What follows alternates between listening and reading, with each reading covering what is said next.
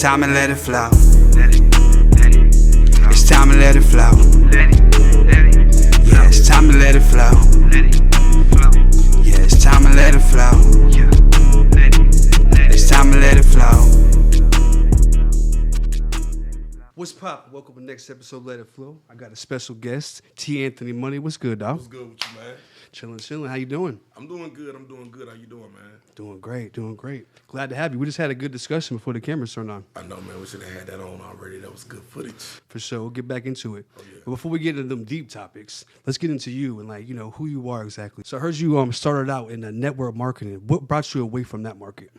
I started off in network marketing back in 2011 or 2012, so almost 15 years. How I got started in that, I came from music. Did music for a while. What kind of music were you doing? I used to be rap, R&B, hip hop. I had all type of genres in the kind of music that I used to write and produce. But I started there. One day I was working out in the gym. Because at the time I found out I had high blood pressure, right? And so I started working out heavy. I said, I'm going to go ahead and drop 30 pounds and, get my blood pressure right. So started working out, walked in the gym one day, a dude said, hey, man, have you ever heard of this company? We helping a lot of people. You can lose 10 pounds in 10 days. And I was like, 10 pounds in 10 days? This sounds like something whack. But every day he see me in the gym, he would talk to me about it. Then he invited me to this party. And when I went to the party, I seen all these BMWs parked outside, and I said, "What are these? What type of stuff is this?" I'm from the hood, so I know. I said these people doing something. Let me check it out. So I went in there, sat in there for about an hour and a half. I was bored. I was like, I ain't gonna do this stuff. This ain't for me. And this guy stood up, and he started talking about how he had high blood pressure. He was in the hospital for 20 days, and they told him if you don't, fix this, you may not make it. You may have a heart attack and die of stroke. And he said he started taking these shakes that the company was selling, right? And it brought his blood pressure all the way down to 90 pounds. In 90 days, he lost 30 pounds. Wow. And it was almost over. The party was almost over, right? And I got so intrigued and impressed with that man's story. I gave somebody my debit card and they charged me $500. For what?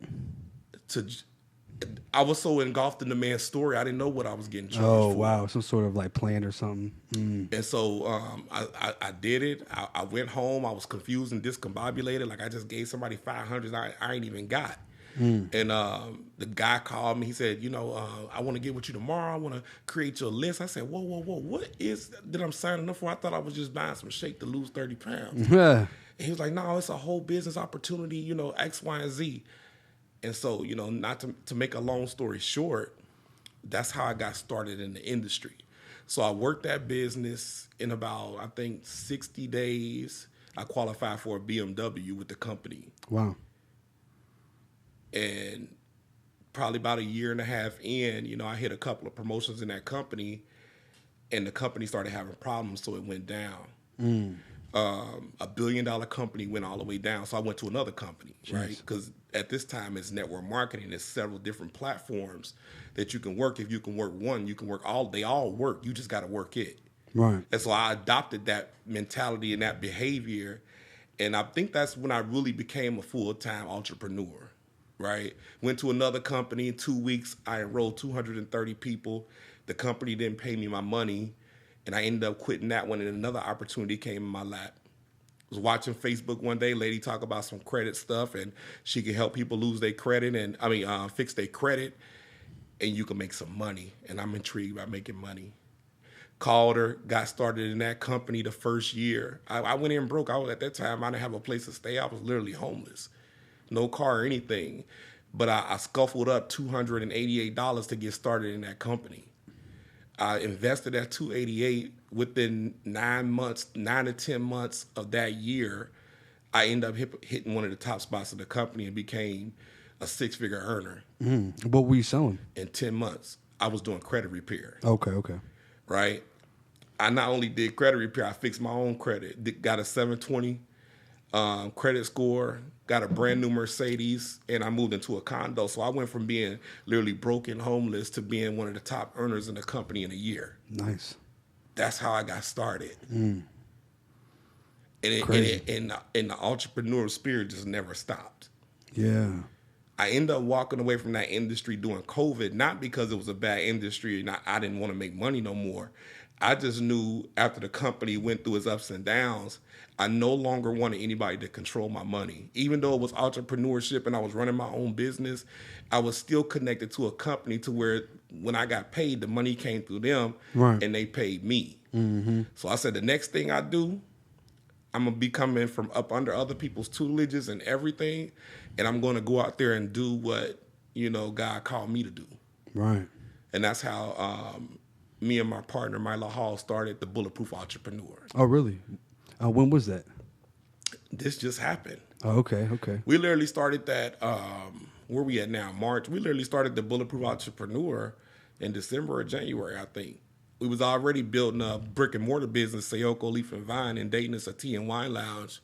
And we just said, hey, we got to have a place where our people that we know and what we known for, can get in the business, safely secure the business, bulletproof it, and go out there and make some real money. Without a whole bunch of gimme, without a whole bunch of fluffing, without a whole bunch of talking, but some real live mindset training, business development, branding and marketing, and also how to scale your business. And we put it all into one package, and that's how we got started. Yeah. And now we're here. Yeah, I spoke to her on the podcast as well. We had a great discussion. Yeah, now we're here. So that's literally how I got started in entrepreneurship. And now, being one of the top earning people in the network marketing industry, I know exactly how to build. Right. I know how to build a big team. I know how to manage it. I know how to help my people make 6 figures, quick. I know how to take people from being at a job to where they literally making nothing to starting their own business and going out there to be able to provide for their family for real. Yeah, people don't realize how much better it is to be able to make your own money and not work for somebody else. Yeah, I think that some people should stay at their job. Yeah. Entrepreneurship ain't for everybody.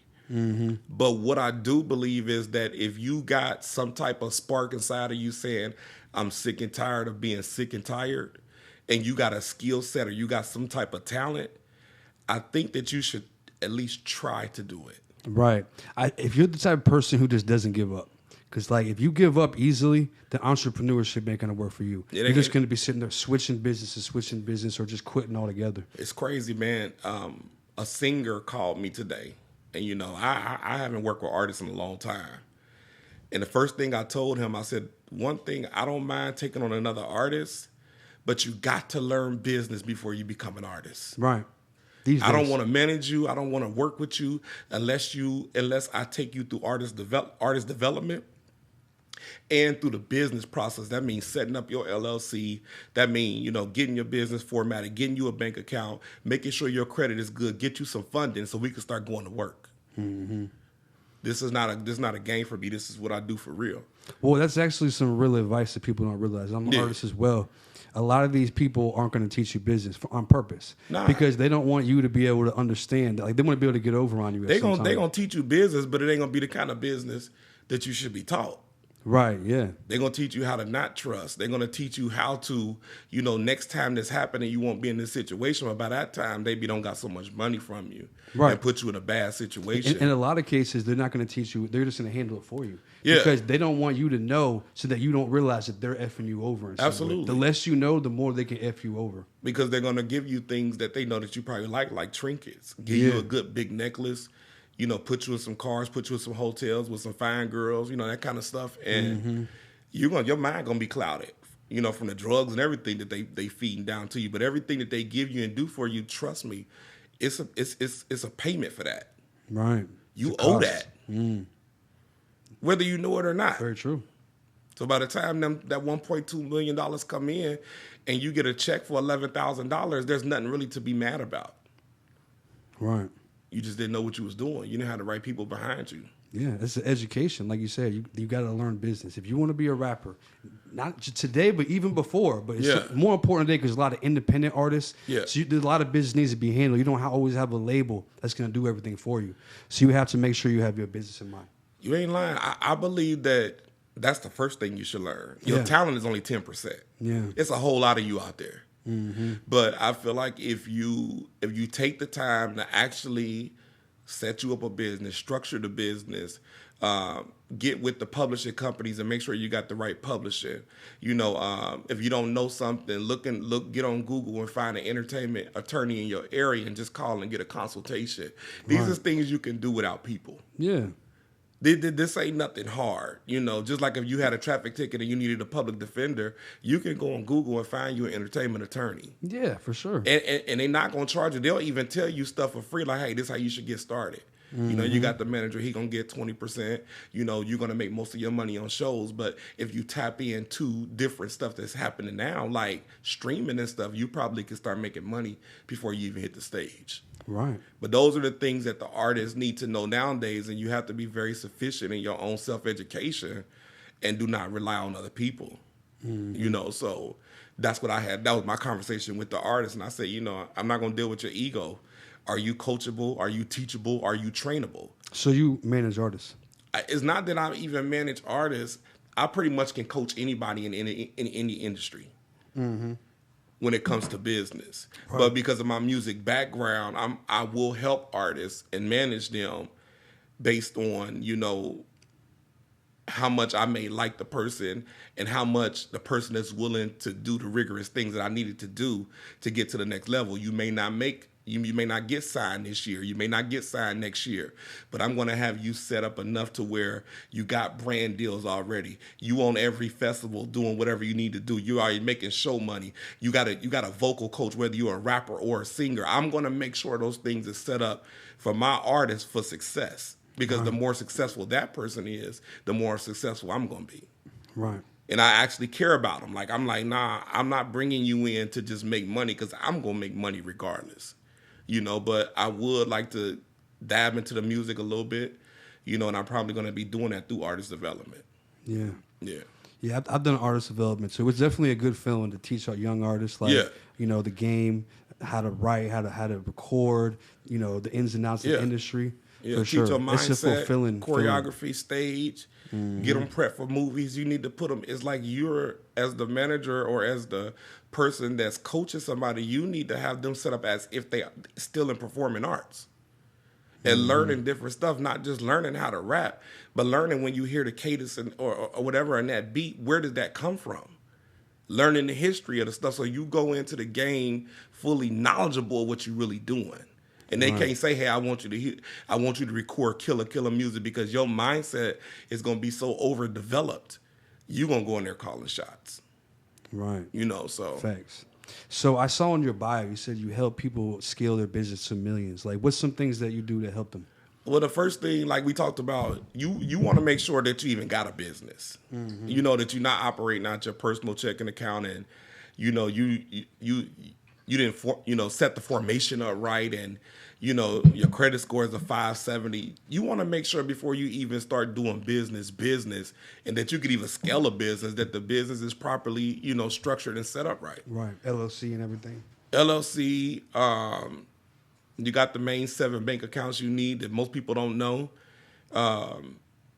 That, you also have the correct paperwork. And if you have a partnership, what does that look like? Should it be a S Corp or should it be whatever? It needs to be set up right so you're there for success, right? I don't even recommend a lot of single member LLCs because of the tax purposes, right? So let's see what your business is doing. Let's see how much money that you can generate. Can you make it to that 20,000, 30,000 K a month, no matter what you're doing? If you're doing music or something, well, let's put something in place, some type of residual income that you can even make while you building the music. So you could literally self-fund. That's so key. That's why a lot of artists don't make it. They don't have that residual income. So they're just trying to figure out how to do it. Like, they got the talent. Because like you said, it is 10% talent. And a lot of that is just hustle and being able to overcome. Because when you go broke and when you're riding the bus and you got a hit record, damn. And I've heard a couple stories like that where like people would be on the bus, they'd be in the MARTA, riding the bus to get around town, and they got a record, that buzzing everywhere. It's like, what the hell's going on? Yeah, they didn't have that residual income to keep them up afloat. Because the residual is even going to start in your streams, it's going to start in your royalties and all that. But it's several things nowadays that we can do to create some monthly residual income while we building our business. And so those are some of the things that I teach people. Now, when it comes to scaling the business, okay, say if you get that 10,000. So that's the beginnings of it. The beginnings, you just got to have it structured right. And we're going to put some things in place, whether you got a brokerage account and, you can go ahead and buy, some stocks, ETFs and stuff like that to still get some money coming in through your dividends, or you got a product that we can sell, that we can build some type of funnel around, get you some clients and start selling. You need to have something in place outside of the business that you're building right now. That's some real gems right there, bro, for sure. So what about scaling the business? So, let's say your business already at $10K a month. And some reason you can't just get past the $10K a month. It's just stagnant right there.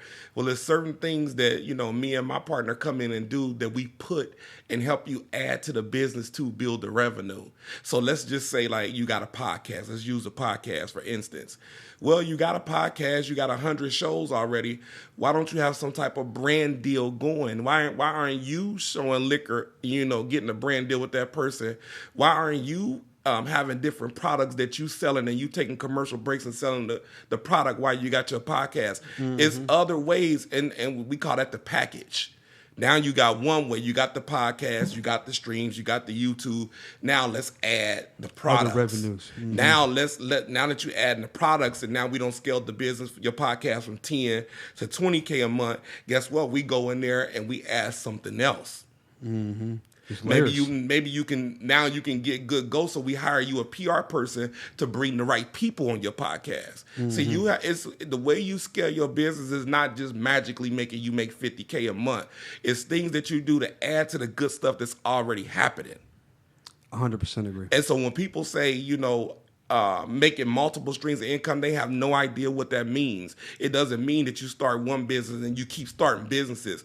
You could be a jack of all trades and a master of none. It's when you start the business and you find other avenues within that niche or industry to add to that business, to grow that business. Wow. There's so many people here, 6 revenue streams. Like, do I got to work 6 jobs or do I have to have 6 different businesses? Typically, people who talk, that's what they're doing. They're working 6 jobs. Exactly. They don't realize that it could be the number one revenue stream is the main platform of it all. And then you add 5 other things on top of that. That creates 6. That's in order or in alignment with that business. Exactly. And then you might have 8. 10. So what happens if it's in alignment and order with that business? You're not over here. You're not over there. You're not all over the place. Yeah. It's still in alignment with what you're already doing. So that's what me and my partner are good at doing, is find other avenues that's going to make money in that same line of whatever you're already doing. That's a great thing to do. And a lot of people aren't doing that. They're not capitalizing. Because I know this because I know a lot of influencers out there. And there's a lot of clients out here in that market. They got all the followers, they got all the views, like they're popping, but they don't have any products. Well, they don't have. It's not that they don't have the products. They are aware of it. Yeah. They don't know how. They don't know how to do it. They're just so busy in their day-to-day that they don't really want to take the time aside to do it, and they don't have the right people who can just do it for them. They influence it. They build the social media pages, and now they brought in makeup. Now they want to start, some type of clothing line. All those things are not in alignment with what they're doing in their niche already. So that's what happens. They all over the place. They lose focus on the original plan, and what happens? You start to go down and fall. So instead of scaling, your business starts to drop in sales and everything because you're all over the place. So we want you to be in your niche or in your line of business that we want to add and enhance. Right. And so that now that 20,000 that you were making, just because we added this and it's aligned with that business, the scale of the business is easier. You know what? There's something I suggest for y'all. Maybe another avenue y'all can do with your business too. Yeah. Is some people do want to do stuff that isn't exactly aligned with them, but it could work because of their platform. Yeah. So you could help people build a team that can do it for them. So that, because the thing is if you don't want to be all over the place, but if you have a team around you, like let's say you do want to start a line of some sort, a nail line or something, you don't know nothing about nails. It would take so much work. There's chemicals, all this stuff you got to learn. But if you had the right team involved who could do it for you, if you could help them formulate that team, then they could still focus on their day-to-day, and they have the right, because if you have the wrong team, and you don't, then it's like it's going to be a fail. Well, we do help them get teams, but most people ain't ready for a team. Yeah. So, when I say add stuff that's in alignment with the business, let's stay there first. You're not even at the level to where you could bring a whole nother industry in and start working that. Now, so that's like stage 4. That's that's higher up in business. But right now, from me answering the question that you asked, we're talking about people that's like kind of right here. Mm-hmm. They stuck at that 20,000 I get it now. a month, you know. So, and then, when teams come into place, now you probably doing, you could be doing 5 or 10 million a year. Now you got somebody, like I was telling about the podcast, you bring the person in, the PR person. Now you got the accounting person. Now you got the person that's doing X, Y, and Z, because the business is so big, you just can't do it by yourself. Right. And so I believe that if you follow what we saying, if they follow what we saying, build the team as you build.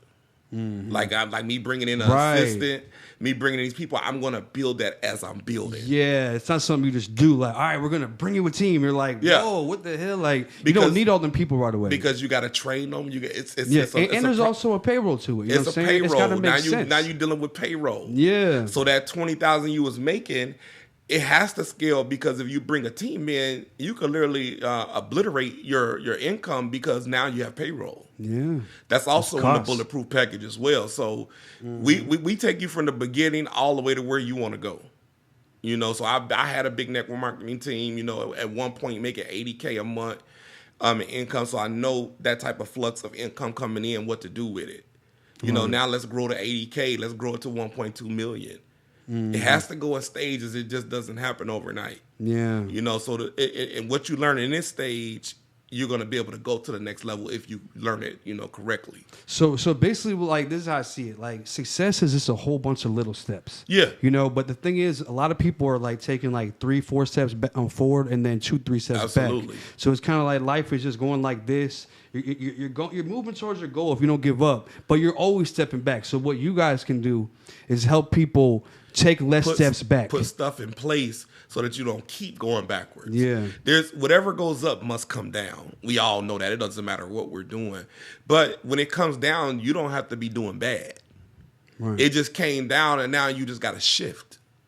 Right? Mm-hmm. So if the business was doing 30,000 a month and something happened, we know anything can happen in business, and let's say it scaled back down to 20. Well, you've been making 30 enough to know that if you made 30 once, you can go make 30K again. Mm-hmm. So this is where you hire the coaches and you hire people that's going to be able to take you to that next level. Right. You don't have to go broke just because the business scaled back, because you got all these things in place that's making you money even though the business is scaling back. Right. So that's why you need a coach, you need a mentor, you need these people in your corner so that you got a wise counsel. This is happening. What do I do next? Right. And it's just the planning, because a lot of people, they just like put all their eggs in one basket. Yeah. It's a very similar thing that we do, because we have so much faith and confidence in it. We don't realize that if those eggs are gone, what you going to do now? There's no other basket. So you're saying you have to have a backup plan. You got to have other things going on. Not even a backup plan. I want your plan to be your plan. Yeah. I don't believe in backup plans, because that means you always thinking about failing.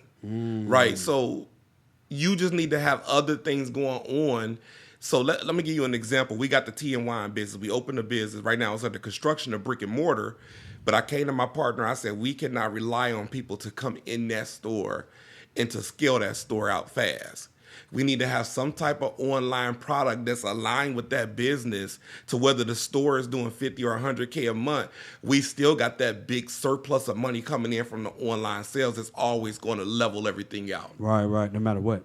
So even though the store ain't open, we started selling herbal tea online, and we started booming before the even brick and mortar got open.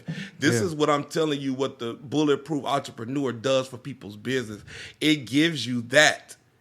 Like, hey, here go your rainy day right here. You just got to follow these steps right here. And as you build that business, this residual and this monthly income is not only going to keep you afloat, you're going to be able to survive, take care of your family, and still live normal while you're building a business. Well, I respect any business that's out to help people. You know what I'm saying? Actually genuinely help people. You spoke earlier about when you have an artist that you manage, you actually care, go the extra mile. Yeah. And if you apply that to y'all's business as well, that's what the world needs more of.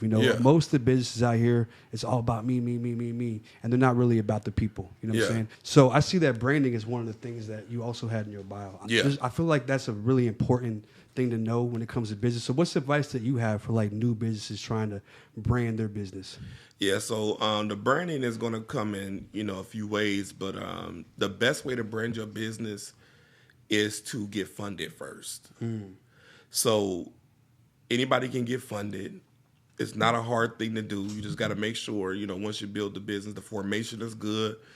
If you need credit help, go ahead and go through our credit repair process department that we have, and then we'll go ahead and help you get your business funded. So if we get you funded, for $100,000, you should already know in the beginning 25% of that needs to go to your branding and marketing. So that's a percent, 25% to branding. That's my percent. I would typically do, our new business 50%. But a person that's starting out, if you got $100,000, at least invest 25% of it into your brand and marketing. The reason I say that is because, remember, you got to get your social media up. Some people going to need a website because when you do funding, they go and check and see if you got a website, if you a legit business. Right. So you want to get somebody to do you a nice website. So, and then you want to be able to promote. If you got to do some boosted ads or whatever you got to do to sell your service or product, at least you got something to start with. So if your ad spend is $2,000 a month, you could literally do the first 90 days, $6,000 out of that pot. And as that start making money back, you can replenish that money, double that money, and triple it.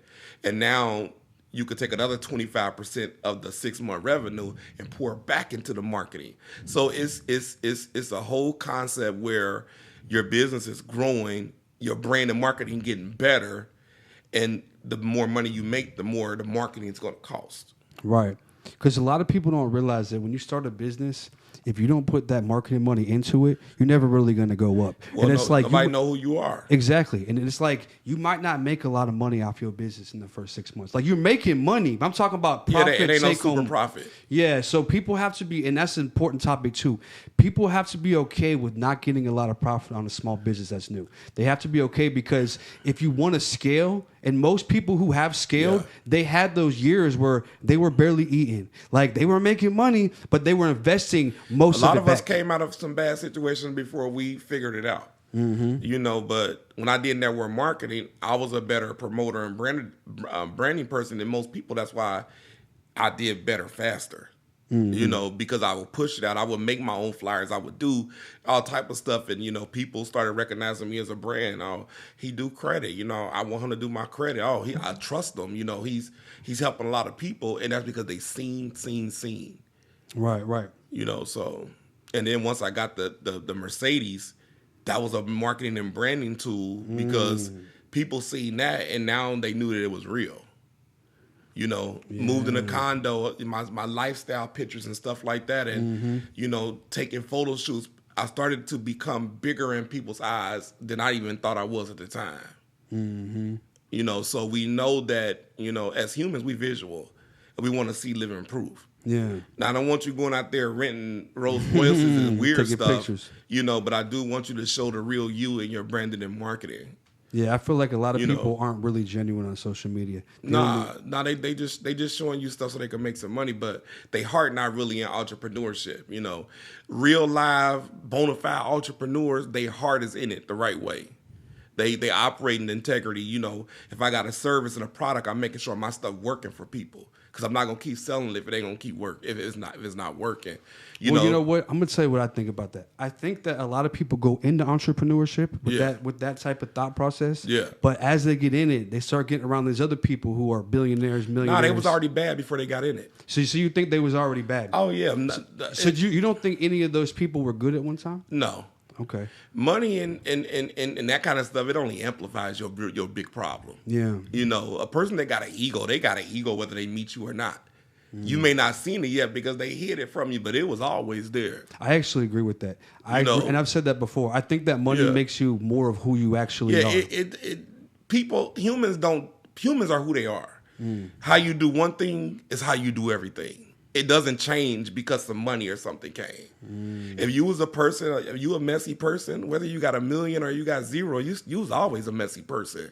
That type of stuff doesn't change who you are, but you can get worse than what you were. Yeah, because you have the money to facilitate what you really wanted to do. Exactly. Now you not only got the money, you got people following you. Yeah. So you're doing even more crazy stuff than what you even started out doing. But you were always a bad person. Yeah. So I think that's why it's important to just be a good person and be genuine. Yeah. You know what I'm saying? General. And being a good person don't mean being an ass kisser either. It means it means that you have enough integrity and you have enough honor to not do people bad. Mm-hmm. We all got something in us that, man, I just want to, some of us are reserved enough in our consciousness to know we could never do that. Yeah. No matter what thoughts you have. Yeah, or no matter if you can get away with it or not. Yeah, but we don't even think whether we can get away with it because our heart is not in that. We don't want to get away with something bad. We may just be angry at that time, but we still have enough integrity and enough, emotional intelligence to know that's not a good idea. Right, no, but what I'm saying is a lot of people will do it because they can get away with it. Oh, yeah. And that's the real test. Are you going to do the right thing when nobody will ever know? No, they not. Most people aren't. The ones that do are the ones who are going to be having those long-lasting blessings. I think followers will follow people. I think people sometimes think that certain things that people do at that time is okay until it hit the fan. But a bona fide, believer or somebody who's naturally a good person, we don't even think twice about that kind of stuff. We know we would never do that. Right. Because that's really who we are inside. Yeah. It's not like we're trying to pretend in front of people like that is our reset. Yeah, we would never do that because we already... Our core value. We already know who we are. Mm-hmm. You know what I'm saying? No matter what everybody else is saying, these type of people know who they are. And you know what's interesting is those types of people can recognize each other. Yeah. We were just talking earlier about energy, right? Mm-hmm. So... I could be around somebody for 5 minutes and I already know whether I could deal with this person or not. Yeah. That's how fast mine's is. I'm the same way. And so, and I think a lot of people could be that way, but a lot of people ignore, their gifts and stuff and they still allow people to do stuff. But me, absolutely, I already know. I know in the first 5 minutes whether I'm ever going to deal with you or not again. Mm-hmm. So I think that, like you said, people who operate in the highest level of integrity and stuff, we don't even think about, doing anybody bad because we know that, hey, we was here to help people, you know what I'm saying? And we not pushovers, we not crybabies, but we're not going to allow people to have their way with us either. Mm-hmm. We're going to stop it right then. We know when it's happening, so those type of people is the people you want to surround in your team. Absolutely. And you want to recognize those people early. Yeah. Because those are the people going to ride with you until the end. And appreciate them. And they're going to appreciate it, but they're going to roll with you because they know who you are. Mm-hmm. So that when I build these big teams, I put certain people in places because I know who they are. Mm-hmm. And the ones that gonna weed themselves out, you never have to get rid of people. They gonna weed themselves out. Yeah. So we can already identify that in the teams. And you got to know that you got those kind of people around you too. Yeah. And you just really explained how to keep a solid circle around you. Yeah. And I just kind of realized that like when you have a genuine heart, I think that it might be God that gives us the blessing to allow us to feel the energy. That way it's like a protection because we will want to help people. Yeah. We want to help people genuinely and that can get us messed up in the game. That's why we got to be conscious of it. Yeah. But see, I feel like that might be God giving us that ability to sense it because to protect us. Like, look, I know I'm put here to help people. I don't want you to get effed over. Oh, it's people out here. They're practicing to take advantage of us. Oh yeah. They having meetings to take advantage of us. Right.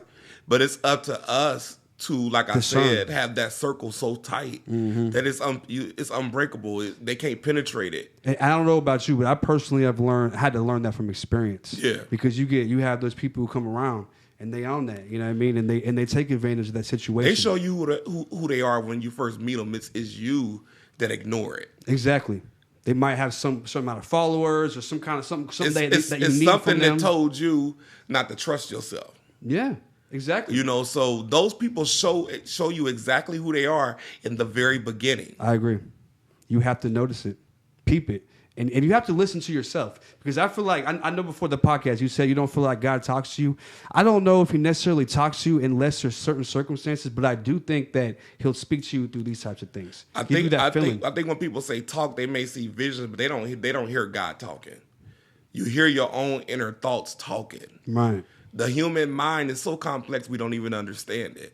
But what he does is he does put stuff on the inside of you so that you can make those rational decisions that when you hear that voice saying, no, don't do that, that is your good self. It's nobody else. So where does that exist? Within you? That just like God exists within you. He doesn't have to talk to you. Something that's already in you, it's already there. Right. So you feel like it's kind of like programming into our DNA. I don't know programming. I think the Holy Spirit or whatever spirit that people want to call, I think it's if you're that person, it's in you already. So do you think it's possible that there may be a higher consciousness that exists? I think we all is under one consciousness. Yeah, exactly. I don't think that it's all these different people or gods that people say that's out there. Is one big consciousness. And it's acting out itself through every last one of us. Right. I believe so too. I believe that we're all connected to something that we can't see. It might exist in another dimension. I don't really know that. Yeah, I mean, it's God. It's whatever we call it. We all got some name that we call it, but like humans just create a bunch of nothing. Yeah. We got to put a label on everything. They got to put a label on everything or say it. But God, it's just that source. It's not a man to me. It's not a woman. Mm-hmm. It's a spirit, that everything in the universe can feel. Yeah, I think so too. I think that because another thing you said before the podcast, you refer to God as it. A lot of people say he, and they refer to him as God. We say he or she. Some people call it she. Some people do say she. I even heard people call God she, but God is not a person. Exactly. A person is male or female. Yeah, a person could be anything. A he and she could be a dog or it could be a cat. Right. I don't think God is that. I think it's one. Right. I think that what I mean by he or she is God's beyond a person, sex, a gender. Yeah. He's everything. If he could create a woman and a man in perfection or whatever, then he must have both within him. I just feel like if we're going to call something almighty, how do we give it a gender? Like how it's greater than a gender. Exactly. Beyond that. You know what I'm saying? So, when I think of God, I don't think of it as, somebody. I think that it's all caring, it's all loving. I think that it can get angry. I think that it doesn't want us to do certain things, but it doesn't stop us because it wants us to have enough free will to act out its will. Whether it's good or bad. It gotta be some bad for it to be some good. I don't care what nobody say. Well, mean, the thing is we only really learn when times are bad. When things are going good. Like if we made $1 million. When things are going good, the people not praying, the people not thanking God, the people not doing that is when tragedy happens. Yeah, you don't reflect on anything until something bad happens. No. If something bad happens, you're like, oh, what did I do wrong? But when things are going good, you're not reflecting on anything. Yeah. So that's why bad has to exist. Just like the song Many Men by 50 Cent. He said if it wasn't for pain, joy wouldn't feel so good. No, if we didn't have the pain, you wouldn't know joy. We wouldn't appreciate or even understand what it means if we never went through pain. Even when people get sick and all that, I know that the greater reason of that person moving on or passing on is to help somebody else that's still moving. Mm-hmm. Like they had to die in order for this to happen.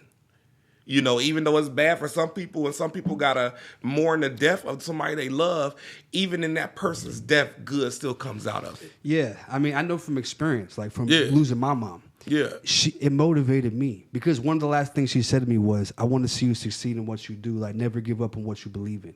So that's the reason earlier when I said, I don't ever give up, that was something that she put into me. So the reason why that's an important message to give to the people is that people are going to die and it's going to hurt you, but it's going to create a beast. Yeah. Like that pain can either destroy you or create a beast. You got to know that death is coming to everybody. It is. So, and sadness is good because we humans, we emotional beings that we have the opportunity to feel, so, but you can't sit or rest in that. You gotta look at your own life and say, like when my father died last year, my dad never done anything for me. Right. And it was year gaps that I'd never seen this person. And when I finally seen the person again, when I was 12 years old, it was so strung out on crack, it didn't even recognize me. When it got in the car with me, that one of my mom's friends had seen him and like, oh, that's my friend. He said he needed a ride. He got in the car. I was in the front seat. He gets in the back and say, and hit my shoulder like, how you doing, little man? Not even realizing that it's his son. So moving fast forward, he ended up getting cancer. Dang. And he reaches out to my mom.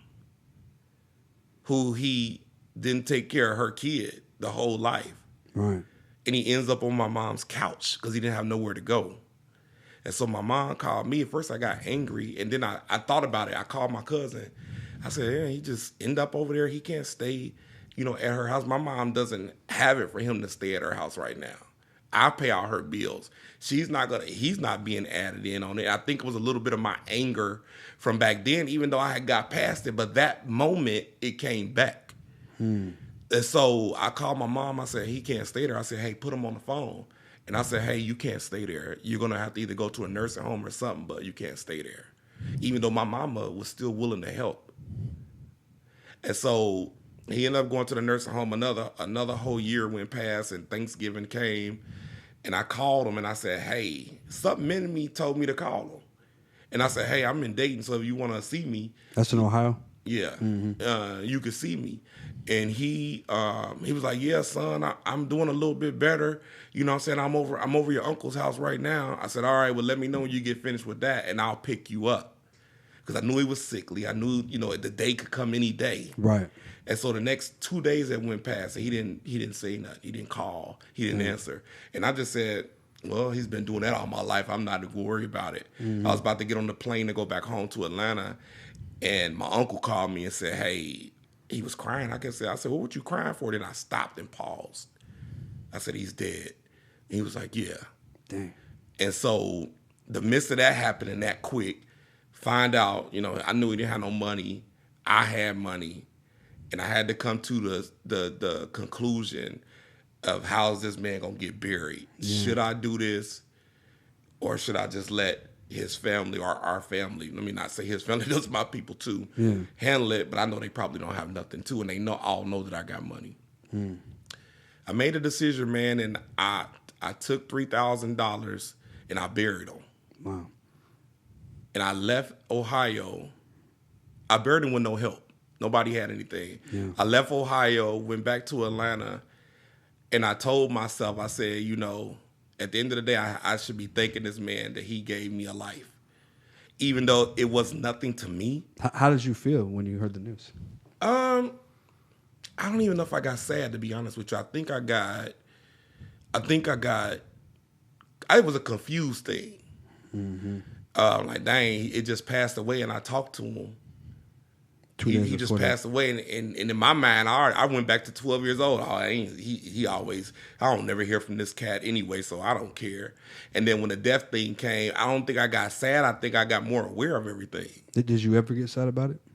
I can't even really say I got sad about it. I think I processed it, and after I went back to Atlanta, started back working and all that. I think sometimes I do think about him, or think about what it could have been. But then I tell myself, nah, it's exactly what it was supposed to be. If that cat had even been around me, I may not even be doing what I'm doing. But the irony of all of that, at the funeral, people got up and spoke at his funeral, and they were saying stuff like, man, he used to do X, Y, and Z. He was a leader. He taught us this. I never knew this about this person. Wow. And now I see exactly where I get it from. Just hearing those people, it was like me all over it. Wow. But he didn't get to do what I got to do in life. So at least he died seeing his son successful, even though he didn't do nothing. So I think I was cool in that. I think that's where I drew the line and said, hey, it's time to move on. Yeah. But you should definitely face it, though. Face it. It's already faced. It's faced. Good. Yeah, good. It's already faced. Okay, good. I don't think you have to get sad to face anything. I think that, that's people's easier way out of it. Okay. To feel some type of guilt or some type of regret. I don't feel any of that. Because that people hold on to that. Yeah. Over time. I never felt that. I didn't feel that. So I think with me, I'm not gonna say I just, blew the man off, but I was okay in that. Just that alone. Right. You found peace in that. Yeah. I was fine, And I feel good about burying him, even though most people say I wouldn't have, even did that. I actually felt good in doing that just because I had the opportunity to do it. It still was an honor to me. Yeah, I respect that. You know, so some people wouldn't have did it for sure. Because some people would have held on to the things, the bad things. You try to hold on to the good things. Yeah. It wasn't. I mean, you know, you found appreciation. We had some good times between 1 and 5. I do remember a couple things, but. You know, some people will be saying, "Oh, he never done anything for me," and I'm gonna hold on to that. I'm gonna be a bad person. That's exactly what I mean. You know, I don't look at it like that. I think he done a lot for me. I think he stayed away from me so that I could be the person who I am right now. Well, I'm glad he did. You know what I'm saying? I'm glad you became who you became. Despite that, I should say. I'm not gonna say I'm glad he did, but I'm glad that it worked out the way it did. Yeah, I think you know, everybody ain't supposed to have that story. And we all got a story. You know, it's some other kids out there right now probably gonna be watching this podcast and hear that. And now they can make peace. Yeah. You know what I'm saying? And that's why it's so important that I like to tell these types of stories, because a lot of people don't. Like, I had my dad in my life, but he was abusive and things like that. So I held on to that. That's why I relate to the people who held on to it. Yeah. I made peace with it now.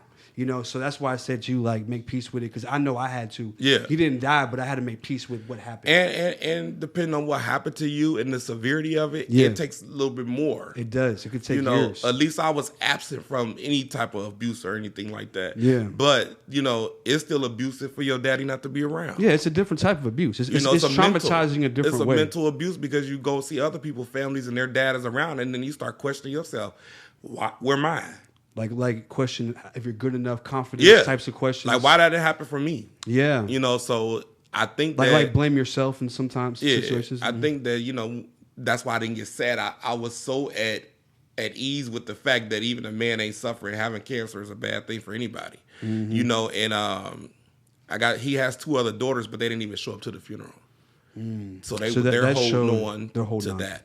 Exactly. You know, and I don't blame them, because I understand. Yeah. You know, I'm just my emotional intelligence and all that is just a little bit further than theirs. But hopefully, even if they see this, they come to peace. They gain peace and let it go. You know what I'm saying? And just be the best version of themselves to their own children. Yeah. You know, so I feel like we all exist in a certain frequency. Yeah. Our thought process exists in a certain frequency, and it could be a higher and a lower. There's so many factors as to why it is there, but when you're in a higher frequency, you're able to forgive. You're able to let go, move on, and find happiness. I think that's the beauty of being a human, is to forgive. But the first person you got to forgive is yourself. 100%. Because if you don't forgive yourself, you can't forgive for other people. You don't understand the meaning of it. You got to tell yourself, hey, I was a little boy in this, and I didn't ask for this stuff, and you know, whatever bad thoughts I'm having now, and I forgive myself for that. But you know what? The only way to forgive yourself is to take blame.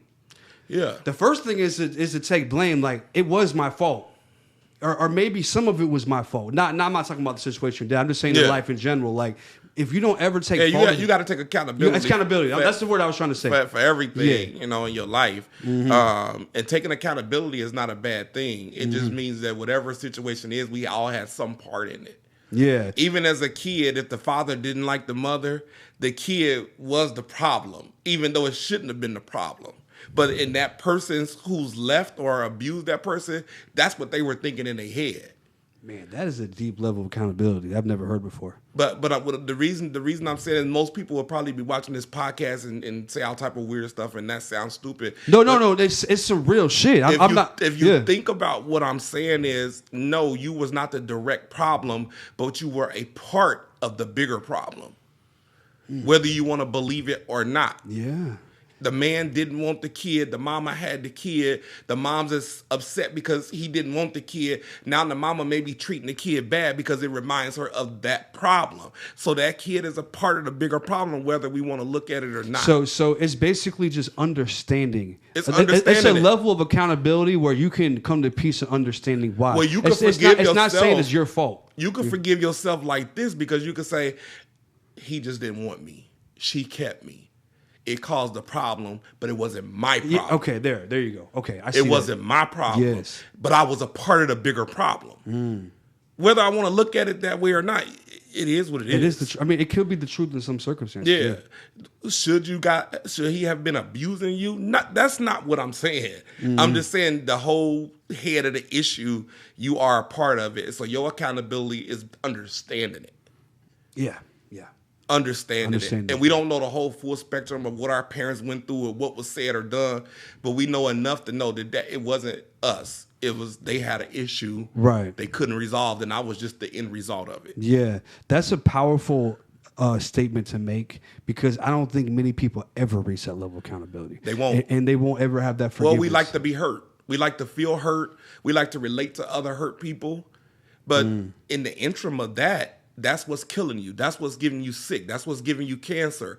All of that stuff that you got in there, those are causing those unnatural problems in you. You know, so, but if you could come to terms with it and know that at the end of the day, this is just my story. See, this story going to help another person. You got to dig within yourself and understand it didn't just happen to you either. There's thousands of people out there going through that. But somebody got to be the inspiration. You know, so I think that's where my level of consciousness comes from. Like, you know, I'm not a victim. I never want to be a victim. Right. Because being a victim puts you in a real bad place in life. You know, so I look at it, that happened to me, but that bad, but look how much good. Look what God did on the other end of all that stuff. Right. So you got to look at it like that. That's how I teach my nieces and nephews and other kids. I say, hey, you know, you're not a victim. No matter what happened to you, you're not a victim. You don't want to be that person.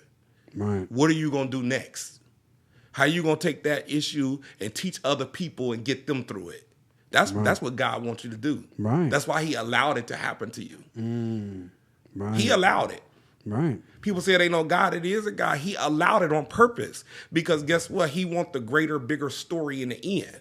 Right. Because the only reason why you have that story to relate to people is because you went through it too. Yeah. Like you wouldn't be able to speak so well and have this story to tell if I didn't know it. if you didn't go through it. I wouldn't be able to tell nobody nothing. Exactly. I wouldn't even be able to feel the person when they going through it. Exactly.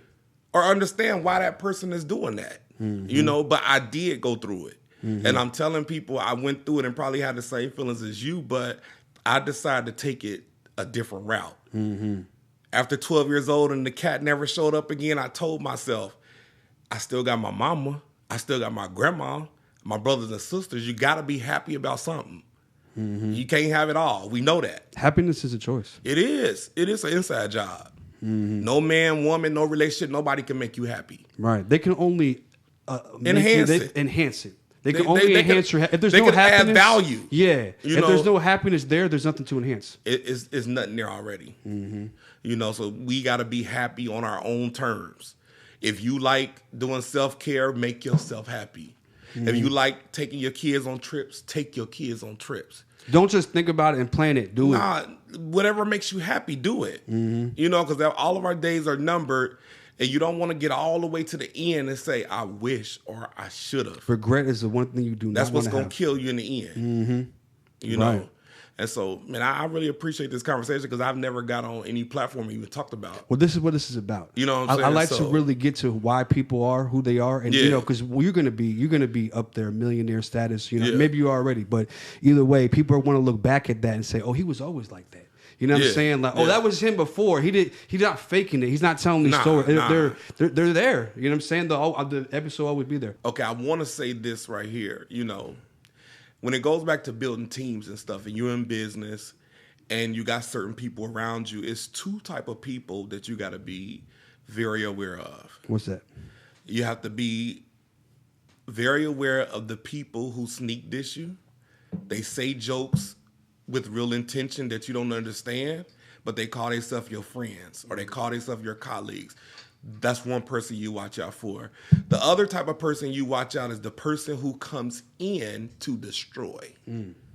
They cosplay as somebody that, man, everything you do, I love what you do. I follow you, I'm a fan, but they came in to conquer and destroy your whole everything.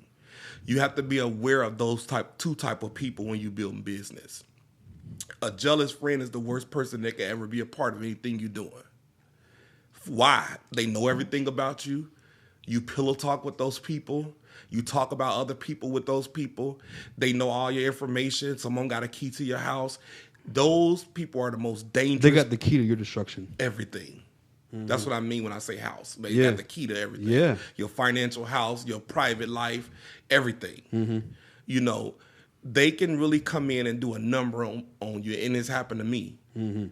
You know, a lady who I thought was real cool. We got into a business together, and we did very well. We was like freaking frat. And, you know, as I started to grow in business and the person already knew who I could become, the jealousy and all that stuff started to kick in. The backsliding, the talking about you, the destroying your character and your name to other people. Now, this is the person who even brought you into business. The person who even gave you the opportunity. Wow. They turned on you.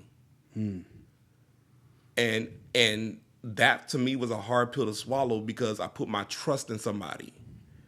I let this person into my personal life, my family life. They met my mom.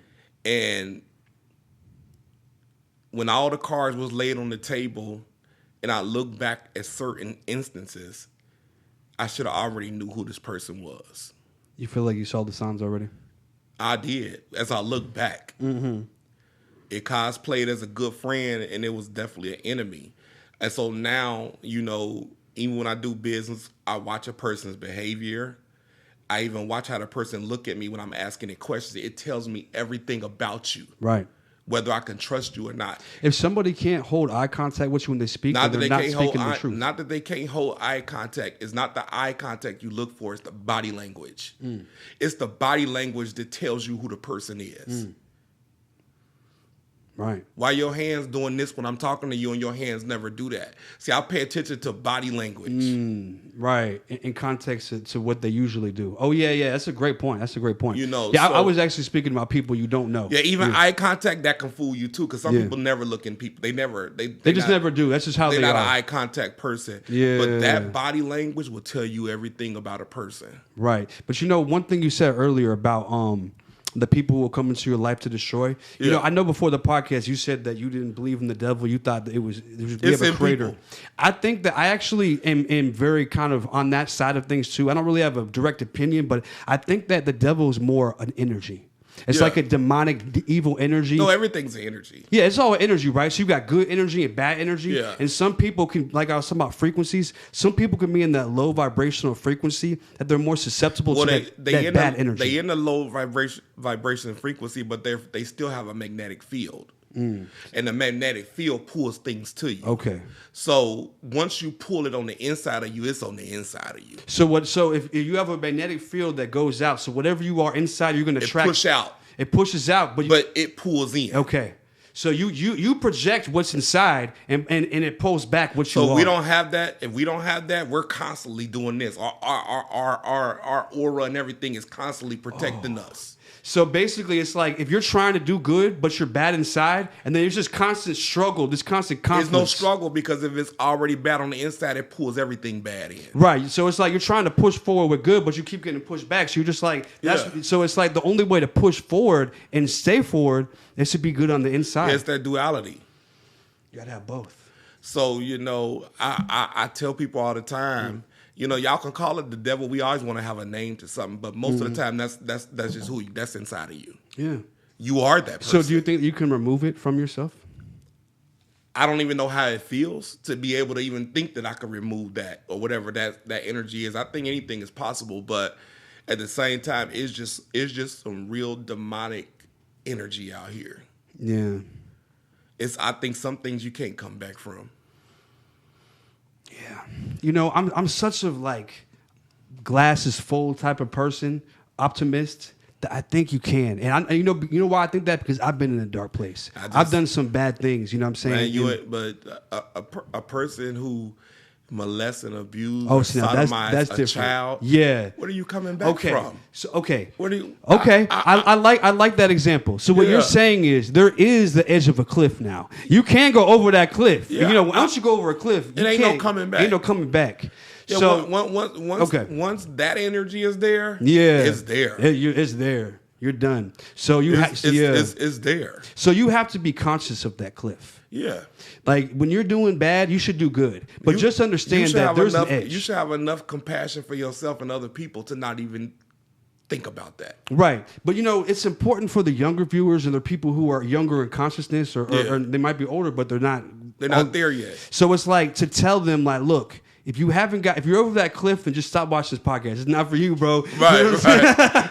But if you're edging that cliff, you're on your car or whatever, you're edging that cliff. It's time for you to hit the brakes. If you on the battlefield between good and evil, if you on that battlefield and you're right there in the middle, you still have time. Yeah. But once you cross over into that other realm of evilness, it's not going back. It doesn't need to. It's already experienced too much. Yeah. Right. It doesn't need to come back. Yeah. You know, so I feel like if you are on that battlefield, and we all have been in places where we had to be on that battlefield, again, you need to have enough compassion for yourself and other people to do the right thing. Right. You know, and it's like it's easier. Right, it's like we're in a place now we can say that. Yeah. And with conviction, because we know we do that, you know, but there's a lot of people who aren't. So my message is just try to work on that. You know, God, the Bible, whatever, it's not even a religion. Just find God or just want to change. Yeah. Step one is wanting to change. Yeah. Your path to change is on you. Yeah. I'm not going to tell you there's no one path. It's a choice. It's a choice. But the number one first choice is I want to change. Yeah. I don't like who I am. When I look in the mirror, I don't love that shit. I'm not saying a brother or sister or anybody who went to jail, you know, they may have made a mistake. We all make mistakes. Yeah, exactly. That's not the kind of people that we're talking about. I'm talking about somebody that's straight up unadulterated psychopath. Yeah. You know, these are the people that they have went so far into the darkness that they're there. It's not coming back. Yeah, and that's a real thing. And I 100%. That's a good example. Yeah. And I will say that we're only talking about 1% of the world. You know what I'm saying? Yeah. Maybe 2%. We all make mistakes. That's not what we're not talking about that here. Yeah. Okay. You sold some drugs. You did something like that. That's not it. Right. Even if you killed somebody. Yeah. Now if you're out like killing people for fun, then hold up. You're over the edge. But if you kill somebody in self-defense or maybe a car accident or something crazy, exactly. This isn't for you. And even if you kill somebody because you were mad because they tried you and you were living in that place, I still think that you're not over the edge because you're not just out there killing people for fun. You felt like you had to do it in the moment. You can still come back from that. Yeah, that's not the same as somebody intentionally out here destroying lives. Yeah. It's people out here that's practicing it right now. Yeah, we can't pretend that's not true. That is very true. They're practicing it. So those people, we don't want them to come back into the light. Mm-hmm. They've experienced too much. Yeah, we don't need them over here. Nah, so I just tell anybody, if you're battling with that, seek some help, get you a mentor, get you a therapist, get you somebody that you can talk to and trust so that you're not battling with it by yourself. You know, get you a hobby, work on something that you love to do, go volunteer somewhere. There's plenty of people that need our help doing stuff, put other things in place to deter you off of that road. 100%. You can do that. That's self-care. You can start caring for yourself. Self-healing. Yeah, you know what I'm saying? So that's what I mean when I say that. Those people can, convert and be, good people. That was great advice. Yeah. You have to find you got all this energy to go do something. Yeah. Direct it somewhere else. Absolutely. Find out, the real thing is you got to find out what your passion is in life. Who are you? You said earlier you know who you are. Yeah. Once you find out who you are, then you know which way to go. Yeah. I ain't going to say that path's going to be easy, but once you know which way to go, you know where to direct your energy. Yeah, exactly. It's the work. Yeah. It's the work. It's everything we do, we got is work. It's like faith, faith without work is dead. Mm-hmm. So if you believe that you can achieve and be that person who you want to be, it's going to be some work involved.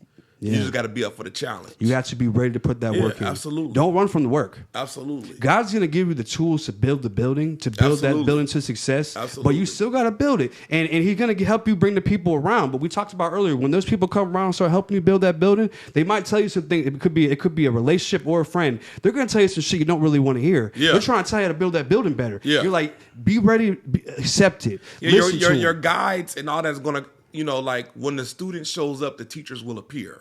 Mm-hmm. You got to show up. Right. God is going to put those people in place. Right. Without you anyway. Yeah. So when you got to see it for that. When you show up in whatever your goals and your dreams are, that stuff happens. I always talk about Beyonce. Her mama was a hairstylist. Her daddy was a businessman. They put her in places for her to be successful. And some of us didn't have that, but some of us still mustered up enough energy to put ourselves in places so that could happen. No matter how you got there, right?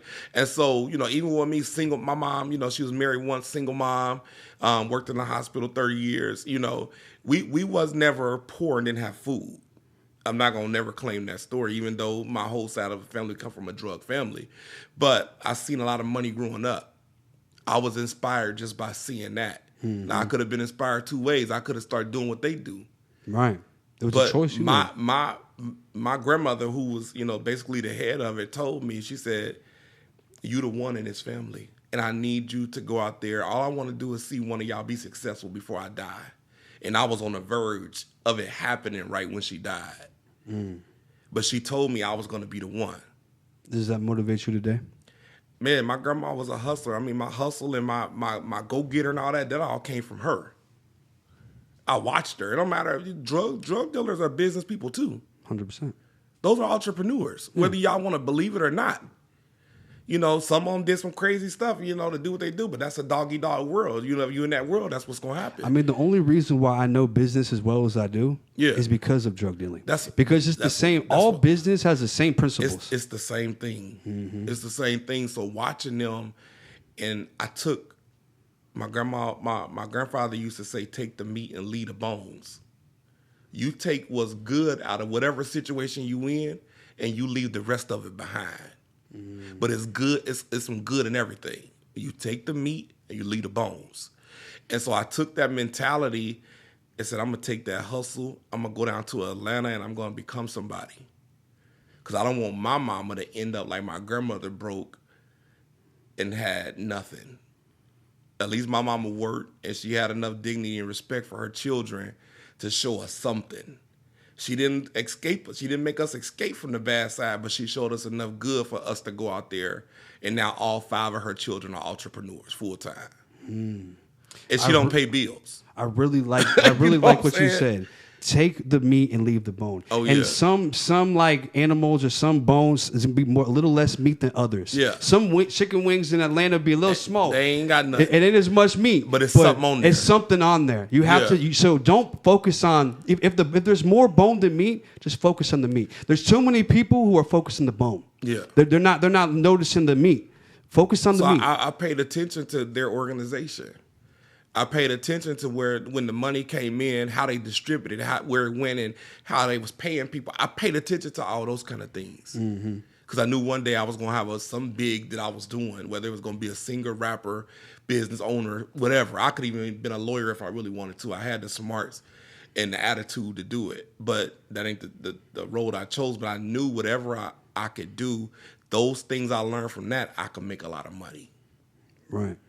So aside from making money, or in your words, what is the definition of success? The definition of success is putting the effort into anything that you dream about, you have a goal about, and you go in hard. Do not put your pinky toe in the water. Go in hard, and you never give up until you hit something. So if you got started in one business and you only made $50,000 out of that business, that's success.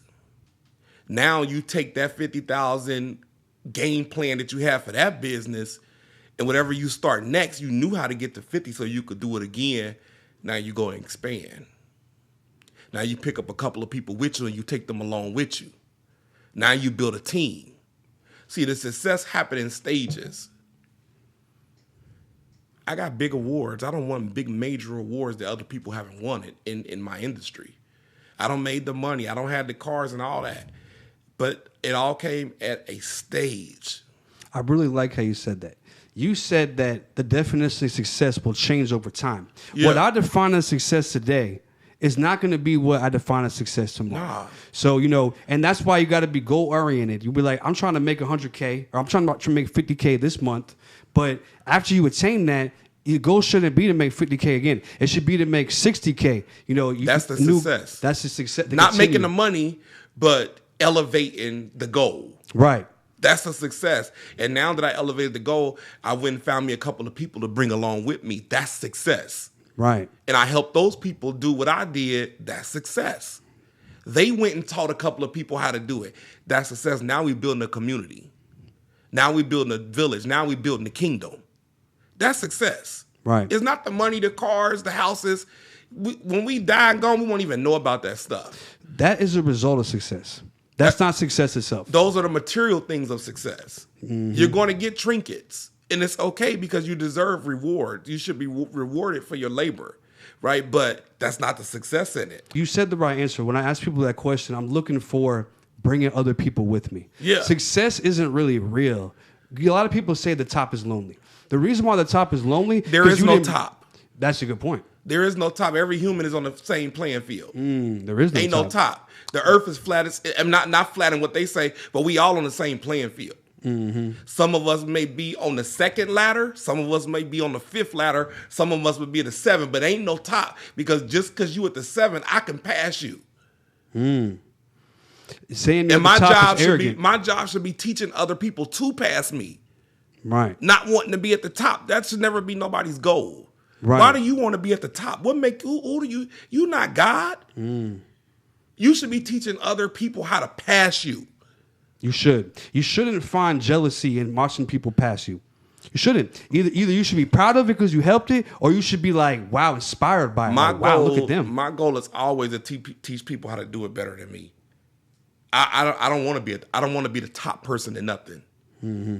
Yeah, because it means you don't have nobody around you who's doing nothing. I just don't need to be there. Yeah. I just need to be operating in the gifts that God gave me. Yeah. I don't need to be at the top of anything. That's never my goal. All these people in network marketing I was in, their goal was to hit the top. That was never my top because I knew that was not the end to my means. I knew that was another stepping stone that he put me in to get to wherever I'm really going. So what you're saying is the top is a limitation. Just like when people say the sky's the limit. If you at the top, you can't go nowhere else. Right. So you're limited by that. I'm here. There's nowhere else to go. like if you at the top, then there's no need for you to be around anymore. So that's lack of motivation at that point in time. It means that you've classified yourself as being at the top, I'm here. Above everybody else. Yeah. I like that perspective. Even the king ain't above everybody else. There's still somebody he got to answer to. And you know what? That's a rare perspective. Yeah. Not many people understand that. Like whenever I heard people say the sky's the limit, I always think about it like, I don't know. I think there's things beyond the sky, you know? Like, man, this life that we live in is so complicated. People say anything. People say things that just sound good. They don't sit there and think about the stuff they saying. Everybody want to sound educated. Mm-hmm. Everybody want to have the best singing voice. Everybody want to be the best rapper. But at the end of the day, whatever operating gift that you operating in, just do what you're supposed to do. Don't worry about where the top, the middle, or the bottom at. Right. I don't think about that kind of stuff. Even I don't teach my mentees that kind of stuff. Right. Oh, you better go out there and be number one. Go look at all the people that's number one in the world supposedly and see where they at. Beyonce, what happens to her? LeBron James, they can't stand him. Michael Jordan, they call him a sellout. When you think you at the top, this is what happens. Because they feel like you didn't bring nobody else along. They feel like you thrive off of being who you are. Wow. They feel like you're better than everybody else. Even though you may not necessarily be that person, you thrive to be at the top, so you put yourself in that position. Right. I feel like you should never compare yourself to anybody. The only way you could say I'm at the top is if I'm comparing to others. Because we're the top of what? It's the thief of success. Yeah. It is. If me and you doing a podcast and I'm trying to beat you, you know you're not my real competition. My competition somewhere in Tokyo. Right. Why we ain't working together? Mm-hmm. That's our competition. Yeah. Somehow we created a competition with me and you, and we live in the same city. It's all in our head. It's weird. It's super weird. I never saw things that way. I compete with nobody. The only person I even if we had to compete, it's a group of people who we would have to compete with together. Right, exactly. But it doesn't necessarily mean that me and you got to compete. You live around the corner from me. I should be working with you to build up our kingdom and community. But see, it's all about what is your purpose. My purpose, I'm trying to make money. Of course we are. But my purpose actually isn't that. My purpose, my intent is to actually help the world and spread a positive message and bring people on who can tell their story to inspire other people. Nobody can do that better than me. I'm not saying I'm the best in the world. I'm saying that how I do it, It's as good as it's going to be. Even if you say you're the best in the world, that's your universe. Yeah, in my universe, I'm the best. So I can like you can be the best in your own universe, and nothing wrong with being the best. It's only a problem when you don't bring other people along and bring the best out of them. Right, but see, the point I'm making is I'm not competing with nobody, so I'm the best because there's nobody else. I'm just me here. You know what I mean? Some other people might claim they're better. I'm not comparing to you. I'm only comparing to how good I was yesterday. And my last, I'm always be getting better every interview. I'm the best. So it's like, that's why you should never compete with nobody. I won this award my last couple of years in the industry in network marketing. It's called the Go Award, the greatest of all time. And the lady who presented me with the award, she was my mentor. Y'all look her up too. Her name, Dr. Nicola Smith Jackson, man, dynamic. If you ever want, hey, she's not the one that tried you, right? No, definitely not. Nah, she got a heart of gold. I'm gonna just say that. She don't play, but she got a heart of gold. But anyway, she presented me with this award, and when I got the award, I didn't see the greatest of all time. I seen that it's saying I was good at what I do. I'm good at what I do and how I do it. Right. And not meaning that I'm better than you, better than her, or anybody else. It's just at his time and his moment, he was the greatest at it. And I think that's a personal fulfillment, because when I had that conversation with her and she was like, no, you always want to be humble so you never have to get humbled. You know what I'm saying? So good point. Running with that, I don't see no top. We can say it's a top, but at the end of the day, only one thing at the top. And we all should be striving to get to that. Yeah. That type of consciousness. Yeah. So I want to see people win, man. I want to see people take care of their families. I want to see people hurt, and money's not a problem. If your son is sick, I think you should have enough money to make sure your son can get the care that he needs. That's what I want to see with people. Everything else, I'm not a car person. I'm gonna tell you now. They all be renting cars, and I don't care about. I'll drive any car, but that's not a goal for me. That's a great perspective to have. Our goal should be to see the world a better place. We shouldn't wish on people's downfall. Yeah. You should be happy to see other people win. Yeah. And if you can't find that within yourself, the reason why is because you don't love yourself enough. And you haven't forgiven yourself for all the atrocities. Right. Because the only way you can love yourself is to forgive yourself. Yeah. Because you can't love someone if you haven't forgiven them, just like you can't love you. If you can forgive yourself, you will see enough compassion and love in yourself to have it for those people. Exactly. And if you are a person and you're struggling with that, we're going to keep stressing while we talking. Get with somebody who can help you get to the other side. Face your traumas. And that's the reason why I told you earlier, like, make sure you face it with your dad. You said you did. Yeah. But I bring a lot of people on here and they haven't faced it. Oh, no, they hurt. They still mad. They still upset. They're still holding on to that, yeah.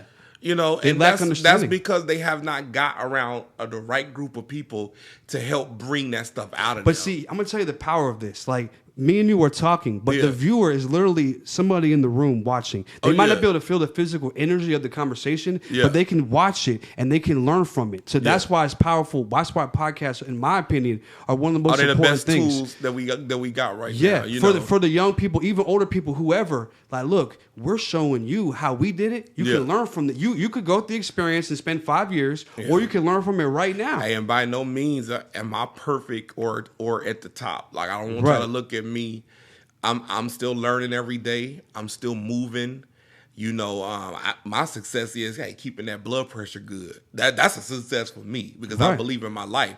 Working out, stay at least getting in that gym 3 or 4 or 5 times a week now, just to, not for vanity purposes, but for health, for longevity. Mm-hmm. You know what I'm saying? Whether I still want to go out there and have some kids, I still need to be around. Right. So that's a success for me. Yeah. And I don't mind talking about it, because I know a lot of people are ashamed of their ailments, but I know it's other people out there that look just like me or look like you or him or her who's dealing with the same thing. And they don't know which way to go. But, like I said again, those are the type of successes. I mean, when I say success, it's a journey, it's a stair step. And it never stops all the way into the end. It's every time you go to the gym and you finish a good workout, it's a success. It's a success. Even if you didn't feel like going, but you said, I'm going to just go in there and get on the treadmill. That's a success. It's the overcoming of not wanting to go but doing it anyway. Yeah, it's a That's discipline. A big success. Yeah. It's a discipline, but we don't celebrate those. Right. Success. Exactly. Success isn't just making that $1 million mark. We celebrate a fully sculpted body that we know that's still not real. Right. We know that 90% of people on the planet, that's never going to happen for Right. them. So we need to celebrate the things that people are moving and pushing towards. I heard a guy on this podcast. He's so vulgar and so nasty. I'm not going to say his name, but if I ever see him in person, Hey, it wasn't this podcast. No. If I ever see him in person, I'm gonna pull him to the side. Mm-hmm. But he said something. He said a thing. He was like, "You can never trust a fat person."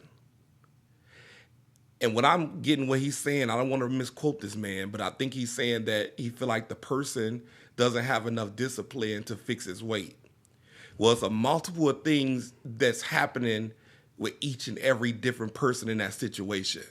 It's not that easy for some people to do that because they have ailments and things that's happening on the inside of their bodies that they can't control. Now, people who embrace it and act like it's a good thing, it's not. You still need to be healthy. But for you to get on there and say you won't trust a person because they fat, I don't trust everybody that's skinny. Right.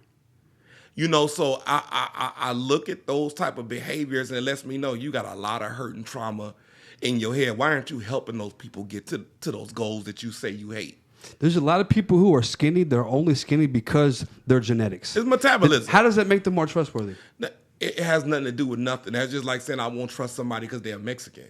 Right. Who am I to sit there and say something like that when I haven't even met every Mexican that's on the planet? Yeah. I can't stand those types of opinions. Like it's trauma. It's trust issues. It's a self-inflicted projection on other people. That's it. You don't trust yourself. You don't trust anybody. Well, even if I don't trust you, I don't know you. Mm-hmm. And you shouldn't just trust people because, But what I'm saying is I'm not going to make a bold statement and I don't know these people's situation. Right. That lady could have a thyroid issue that she can't control and the weight is just there. So I'm not going to trust her because she got a thyroid problem. It's crazy. He don't understand what trust is. To make a bold statement like that, you're a disgusting, vile person. Right. Because you don't know what trust is. If you said that to me, then I'm like, well, tell me what trust is. What a trust is me having a conversation with a person that I'm feeling that way with, and what can I do to help you? That's how I'm building trust. Mm-hmm. It's keeping it genuine and real. You don't think that somebody who's skinny or bigger or whatever the case may be is going to keep it less real? Like, what does it have to do with anything? That's what's in your heart. Your heart and your spirit Whether they is within got a you. discipline problem, we all got vices that we have to face. We all do something that we probably shouldn't be doing. It may not be nothing heinous or nothing, but we all got stuff. So that's what I mean when I say you got to be careful of the projections that you put on other people. And when you say stuff like that, you can't generalize people. Hate in general, no matter how you say it, no matter what you're hating on, is a projection of yourself. Yeah. You are putting out how you feel about yourself. So if you hate something, like if you hate someone's success, for example, you hate the fact that they're more successful than you. You don't hate that they got that car and that chain and that you used to rap, but you quit. It's not you. It's just not you. Because if it was you, you wouldn't hate it. Nah. You hate it because it ain't you. So when I hear people, I watch these podcasts and some of the stuff they say, I said, man, look what we be feeding our kids. We all talk about we don't like hate, we don't like this, but we say so much stuff as adults and it filters right through those kids. That's how kids go in school doing that to those other kids and shooting up school. They learn it from the adults. 100%. Ain't no way you can hate something as a kid because we too happy and go lucky as kids. We don't even know what that is. Your kids are what you make them. You plant taught them that. in them. Mm-hmm. So that's why I say, you got to be more responsible with your tongue when you say certain stuff. Everybody got room for improvement. Absolutely. No matter how, whatever, we all got room for improvement in some area. Right. So, so let me ask you this: if you could speak to the youth right now and tell them something that could have helped you growing up, what would you say? What could have helped me grow up as a youth if I think that I could have been I wish I would have been exposed to different things. My parents and them wasn't real travelers, my stepdad or my mom. But we went on vacations and stuff, but it was kind of like local stuff. I wish we could have went around the world. I wish I could have experienced other cultures and really understand why people are the way they are. I wish I could have, went to different schools and not some of the schools that I went to. It's a lot of stuff I think I wish I could have did, but I'm still satisfied in what I did. It could have been better. It may not have been better, but I wish, as a kid that we had more room to just be kids. I was forced out of being a kid because my mom became a single mom and I had to watch my brothers and sisters. And, so I wish I could have been a kid longer. I seen stuff I probably should have never seen or heard. You know, but like I said, I understand it. You know, I've overcome a lot of stuff, and you know, no regrets though. No regrets. I just, you know, if there's a kid out there that you know could wish something, whatever the situation may be, you know, I pray that all those kids get somebody to help them. You know, do something. And if they don't, I hope they grow up and still be able to be good people and go do big things and share their stories with the world. Just know that your story or whatever's happening to you right now is just a story. It's just a story. It's nothing. It doesn't define you. You know, somebody molested somebody or something like that. That doesn't make you anything. It doesn't make you a victim. It doesn't make you a bad person. It doesn't make you a weirdo or anything. You just had a situation that happened to you and you just need help getting out of it.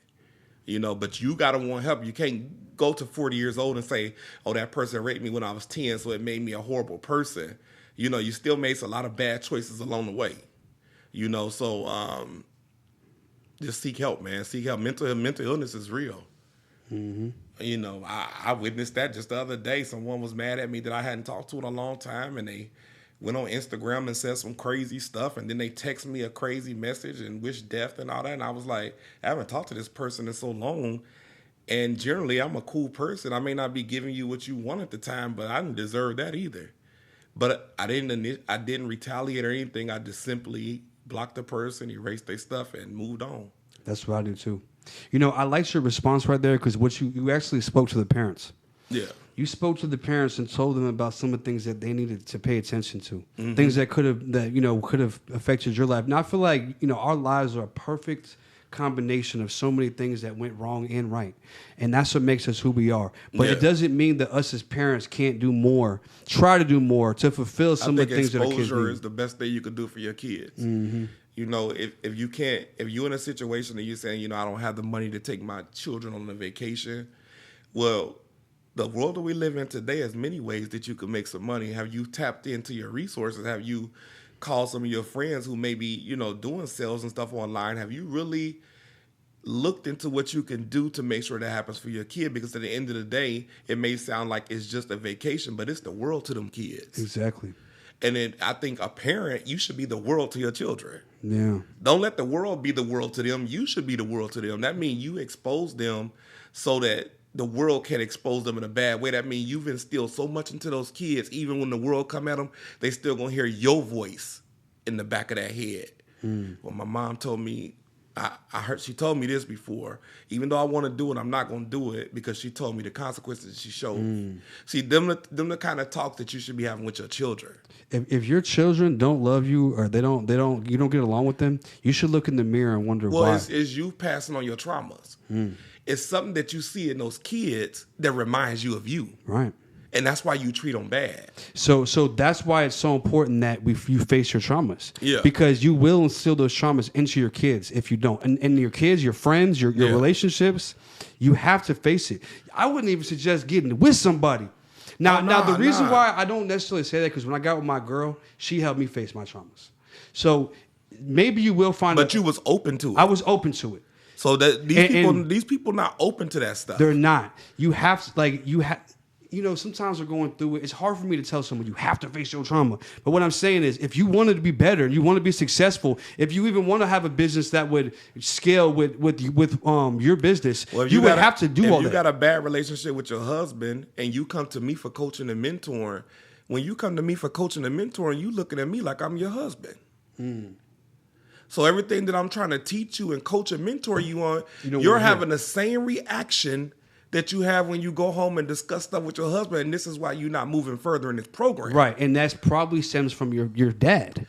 It came from before the husband. Exactly. Your childhood, whatever the case may be. And so you didn't get it resolved, and even when somebody bring it to you, you're so narcissistic because you become accustomed to your behavior that you can't even recognize the fact that the problem is not the people, it's you. Yeah.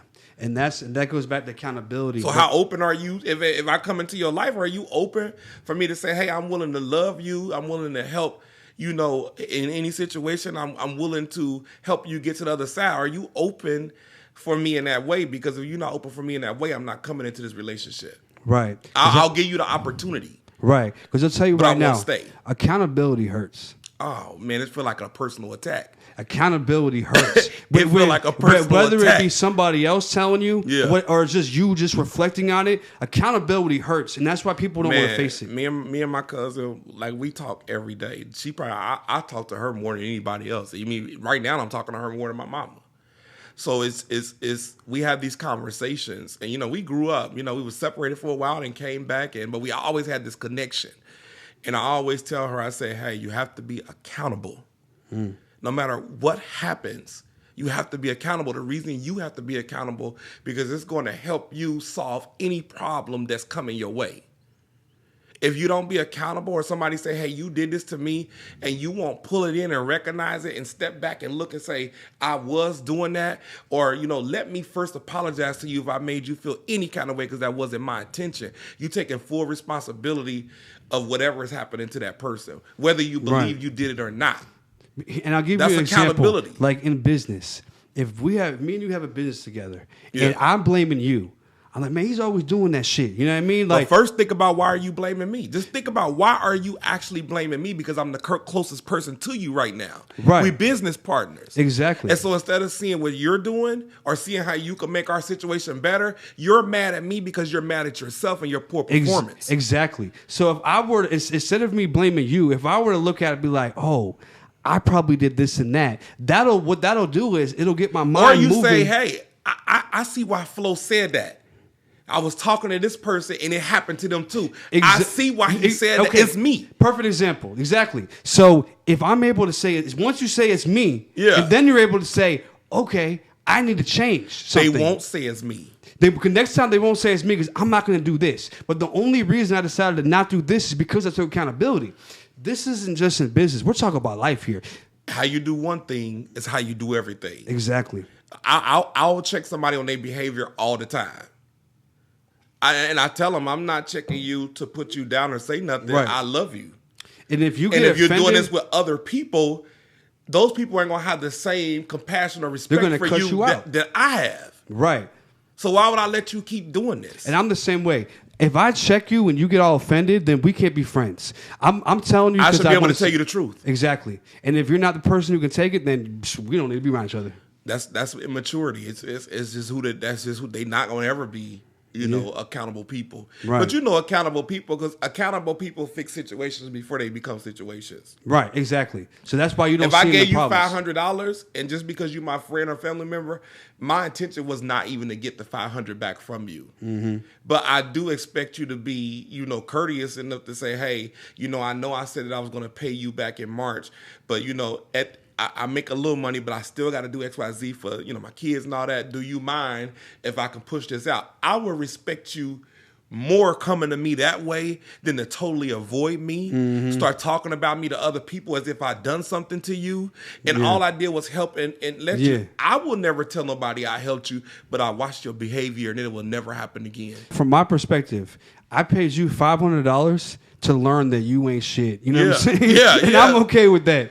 But I'm not mad about I'm not mad about it. I took peace in it. It's the and principle saying I learned a lesson from it. I respect you. Mm-hmm. I respect just show me you don't respect me. And now exactly. So we can't be cool no more. I will never, ever, ever extend a hand to you ever again. Exactly. You showed me that. Now, if you pay me back the $500, or you gave me, or you had a legitimate reason, maybe eventually you pay me or something. But it's simple as if me and you talk about football all the time. Why we couldn't talk about that? Exactly. How did it get to a point to where that became a problem with me and you, and there's never been a problem before? Yeah. So that lets me know I can't trust you. Exactly. Because you're not being your 100% authentic self. So when I get a bag and I'm trying to look for a partner or someone to work with me, you're not on the list. I can't trust you. You're not on the list, bro. So you taught me that lesson. Thank you. Because you ain't going to be involved. And I'm not going to stop helping other people. Hey, exactly. That's not going to stop me from I'm just going to be a little more skeptical about who I help. I'm going to be more conscious. Yeah. Mm-hmm. I said this on another podcast. You can't go around just paying people's rent. Yeah. I'm not going to get in the way of what God is trying to show you. I know if you need real help or you don't need real help. Maybe you didn't make a lot of money and it's school time and you my sister and you kind of short on the kids' school stuff. I'm going to step in and help because that's I'm the brother. And if I got it, they got it. But you purposely not paying your rent or going to go buy a Birkin bag and you didn't take care of your kids, that's not help. I'm not your Superman. That's abuse. That's not help. It's not help. You're using somebody. So I tell people all the time, it's the behaviors. When you watch people's behaviors around you, they'll tell on themselves. They'll tell on themselves. 100%. And you should be sharpening your people's iron all the time. If you went out there and learned the knowledge, even if you bring it back and you see one of them try to do something, you get with that person is sharpening iron. Absolutely. You don't be a gatekeeper. Right. That's how you're supposed to be. You should be sharpening your people's iron all the time. Don't sharpen their iron, and when it gets sharper than yours, you want to take it away. No, I sharpened it so it could be. So you can go out there and be successful. Exactly. If you don't have that intention, don't because help people. I'm successful whether you make more money than me or not. I'm still successful. Exactly. My success isn't defined by your success. No, you go out there and do you with whatever I gave you. There's a lot of people out here sharpening people's iron and then getting mad when it gets sharper than their iron. They call it shitting on people. Yeah. You brought me in here just to shit on me? It's crazy. Come on, dog. You brought me in here just to shit on me. That's wild. You wasn't helping me. You never wanted to. You wanted to use me in some way. And you wanted to make me look like a certain way in front of people because whatever's going on with you is you projecting it on me. That's it. Yeah. No matter how much money you got, you're not a good person. Super common scenario. It happens every day with people. For sure. You brought that person in here just to do that to them. That's crazy. I've seen it on some of my big teams. I've experienced it 100%, so I definitely know. Yeah, I've seen it on some of my big teams. I will watch people's behavior. Yeah. You'll see it. It's sick. It's you said it earlier. It's the little remarks. Yeah. It's the little remarks where it's the sneak dissing. It's the making a joke. Yeah. And even though you may smirk at the joke, you want to believe that it's a joke, but it's some truth in what they're saying. You got to pay attention to those people. Yeah, don't overlook it because that's what we talked about signs earlier. Yeah, don't take anything lightly that people are doing to you. Right. Don't go out there and be a victim. But I'm saying don't take stuff lightly. They meant what they said. Yeah, just take note of it. In the moment, I'm not even saying you even got to address it. No. You don't. They're going to show up again. Notate it. They're going to show up again. Exactly. And then even if you address it, it's a certain way you got to handle yourself because every reaction don't mean a blow up or me fighting you or anything like that. But I will address it in the fashion that I know what you're doing and it's going to stop today. Right. We don't got to argue. But you know what I'm saying. Again. Yeah. If this is the type of abuse or behavior that you're going to inflict on me. We don't even have to speak. And that's me. That's me too. I don't have time for it. We're not even going to argue or fight. We don't have to speak, and I'm not mad at you. I don't have any ill will against you. But if this type of behavior is what you're going to be projecting on me, you don't ever have to do business with me again. You don't have to talk to me, and we both can move on with our lives. That's it. No drama. We don't have to be enemies. Right. Exactly. You know what I'm saying? So, but... There's a lot of ways you displayed that your level of maturity and consciousness is in a good place, and I respect you 100%. Don't get me twisted. Now you do enough to me, I can crash out on you. No, of course. But what I'm saying is, don't take kindness for weakness. I'm reserved. I'm reserved within myself. Like I know who I am. I know what I'm going to put up with, what I'm going to allow, and what I'm not going to allow. The way that you describe it is exactly how I am. So you don't have to explain it to me. You're confident in yourself. Yeah, exactly. I don't need no validation from you. Exactly. I don't need you to big me up. I'm cool. I'm already bigged up when I come to you. Mm-hmm. So my whole thing is, take the value that I'm willing to give to you and just take it as that. That's it. And if you take advantage of it or take it for granted, that's on you. It just won't be available no more. Yeah, it's on you. That's it. It's on you. I did my part. I'm good. Yeah, I'm good. One thing I'm not going to do is tolerate a bunch of foolishness with grown men or grown women. I will not tolerate that. At all. Whether it's a relationship, whether it's family, whatever it may be, I'm not going to tolerate no foolishness from an adult. And I know you know better. Right, 100%. Because I know better. Mm-hmm. So I'm not going to do anything to you that you got to tolerate me in that way, but I'm definitely not going to allow it. Now, I am that person. Right. I'm the same way. I'm going to address it, and it's either going to get fixed now or it's over. Wrap. That's it. You know There's what I'm no saying? going back. But, that's because you don't give too many chances. No, you can't. I might give you 2. In a relationship, I give you 7. Real talk. Hey, I tell people all the time when I'm in a relationship and I'm breaking up with somebody, I need 7 days to recoup. It used to be a time where I needed more time. I needed more time, but the older I know, the older I got, man, 7 days. That means 7 days. We totally broke up and it's unfixable. I need 7 days to move on. Yeah. And I'm saying I'm a cold-hearted person. I don't care about your feelings. I care about me more than I care about you. You got to. You got to. I care about me more than I care about you. Because if I care about me more, that means that, I care about me fixing myself. Yeah. Because if I'm at 100%, if I got myself right, I can give you 100%. Yeah. But if I'm over here not caring about myself, I'm never going to love somebody more than I love myself. Yeah. But that should be that way. If you think in your sick-headed mind that I'm going to love you more than I love me, then you're a sick person because you shouldn't love me more than you love yourself. Right. Have some self-respect. You're a sick person. Yeah. We shouldn't even put each other in that type of predicament. Mm-hmm. I should love me enough to love you. Mm-hmm. That's it. I'm going to always love me more. I mean, it's not even you should. It's how it works. I'm going to love me more than my children. Period. Like I'm going to teach them to love themselves more than anything else. See, my only thing is I would save my child over myself. That got nothing to do with you loving yourself. Mm-hmm. That you as a parent, you're supposed to be the protector. That you don't get no reward for that, right?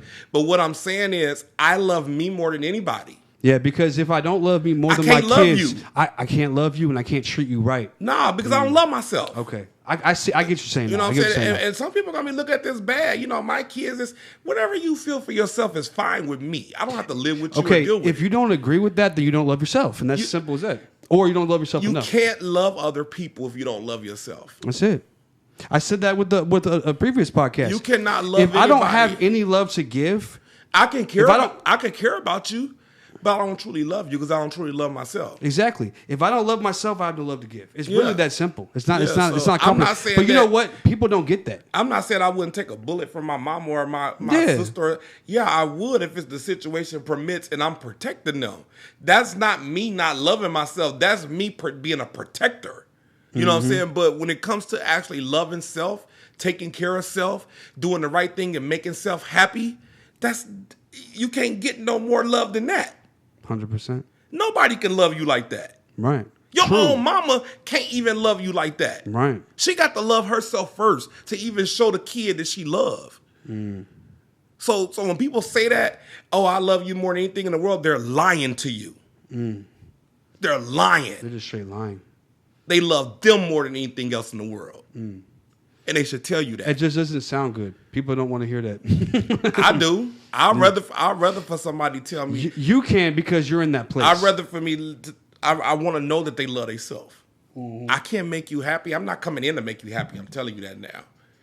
Whatever you got going on, I can come and enhance whatever your feelings are. But to make you happy, that's a full-time job. I ain't got that ain't me. Yeah. Yeah, we can go out, we can go on trips, we can make a lot of love. That's still not making you happy. You gotta already be happy. Yeah, because you can be on that trip and still be like thinking about other shit and unhappy. Like over there bitching about the dinner. And it's not the person that you unhappy with. You unhappy with yourself, with things that are going on. Yeah. You might be cheating. And you're unhappy because it ain't the other. It ain't got nothing to do with when you cheat. It's never the other person. That's you. Yeah, you can't find happiness in that relationship. Even though the person may get on your nerves, now that ain't what made you go cheat. You went go cheat because you're just unhappy and you didn't tell that person, "I'm unhappy with you," and me. 100%. So that man, that's some deep accountability. So it goes back to what you said earlier. If somebody's cheating on you, you got to take a certain amount of responsibility. Well, you got to take the responsibility because you allowed the behavior. So you sat in the same movie and script with that person and you played a part. And the only reason you stayed because it's something that you still wanted from them. Right. So that is your accountability. Yeah. Well, if you know you had a choice to leave at any point. Right. Well, you either made a choice to leave or you made the choice to make her happier. Maybe you weren't doing the things that you were supposed to do. Maybe you knew she wasn't happy and you felt it, but you didn't change. She never told you her expectations and belief in the beginning anyway. Right. So it's not his fault. Right. It's the person who allowed the behavior.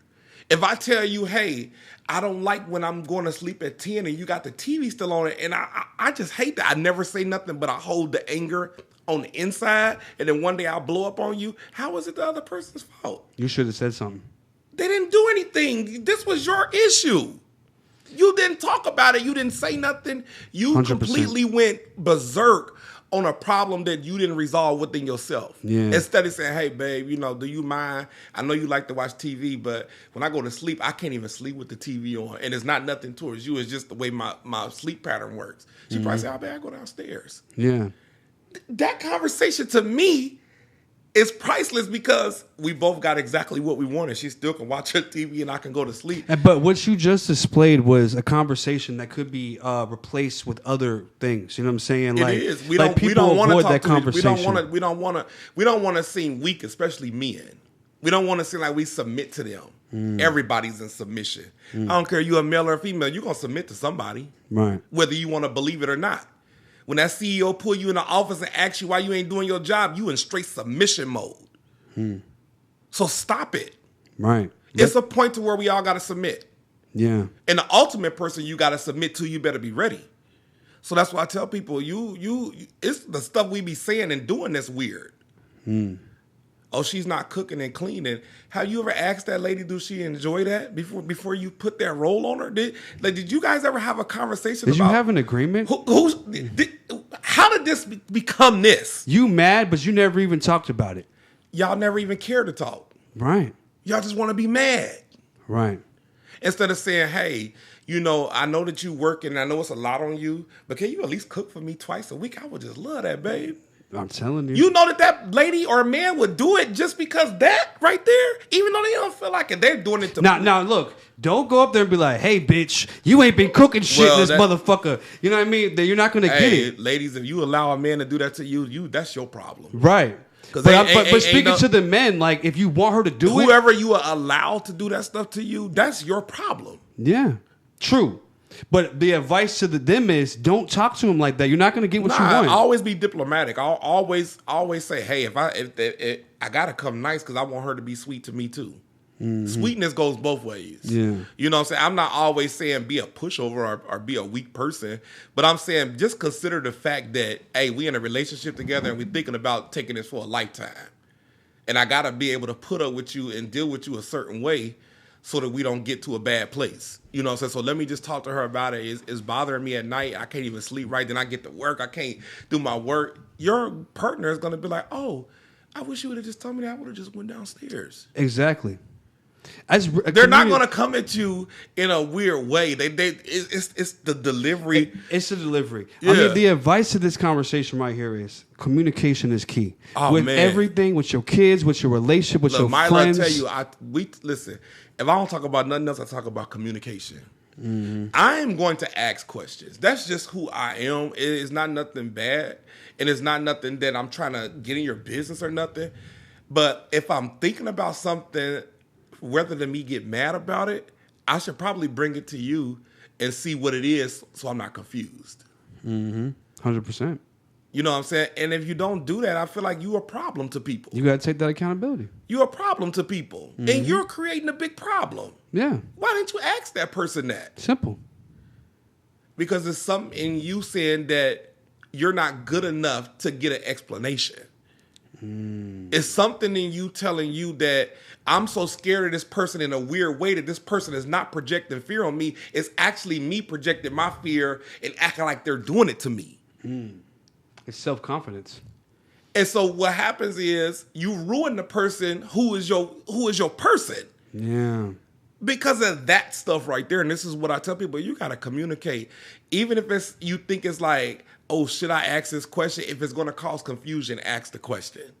Yeah. And don't be shy in it either. Just say, hey, Phlo, when you get a chance, I just want to ask you a question. Well, just when you get a chance, it ain't got to be right now.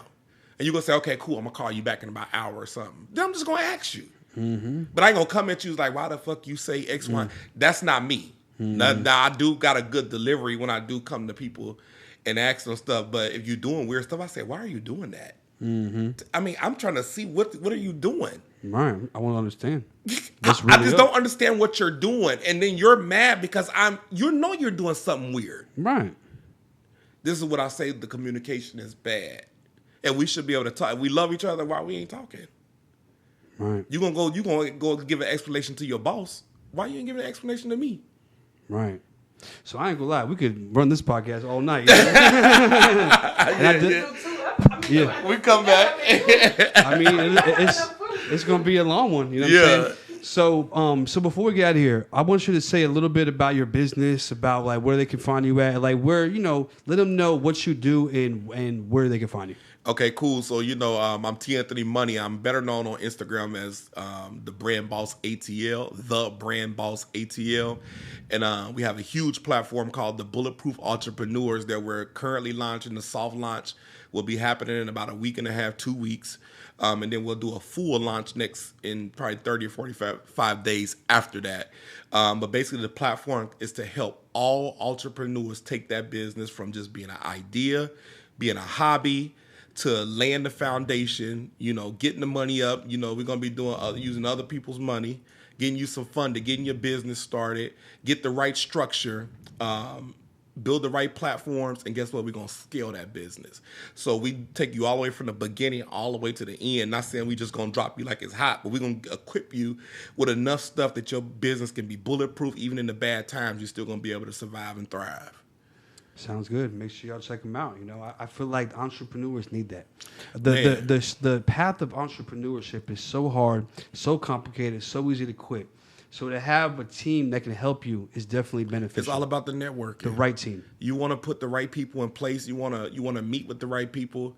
I'm not going to say be the dumbest person in that room, but definitely don't be the smartest person. Mm-hmm. You always want to put yourself in rooms with people who know more than you, make more than you, and do more than you. 100%. That way that you can take that value alone and you can implement it into your own stuff. Yeah. So to me, entrepreneurship, it ain't for everybody, but for the people who want to do it, man, it's the true essence of happiness for me. It's the true essence. You running your own business, helping other people, and making money. I agree 100%. I'm on the same level. Yeah. Mm-hmm. So before we get out of here, go ahead and tell them where they can follow you at, where they can find you at. Yeah, like again, find me at Instagram at the Brand Boss ATL, or you can find us at the Bulletproof Entrepreneur on Instagram as well, or you can find my partner, My Love, Instagram as well, and you can pretty much find us on all platforms. YouTube, we're building the YouTube, got the podcast coming. Right now we're on tour. We're on the Hustle Up podcast tour where we're doing 22 shows in 40 days. And I think we almost halfway there. I don't know yet, but it's a struggle. But we're making it happen. This is part of that? Yeah, this is part of that. Okay, nice. So we're promoting the platform, and again, like he said in the beginning, that marketing and branding. The more people see your face, the more easier it is to penetrate the market.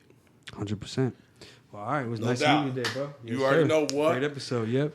Till next time, guys. Yep. Thanks for tuning in. Yes, sir. Yeah. Man. It's time to let it flow. Let it.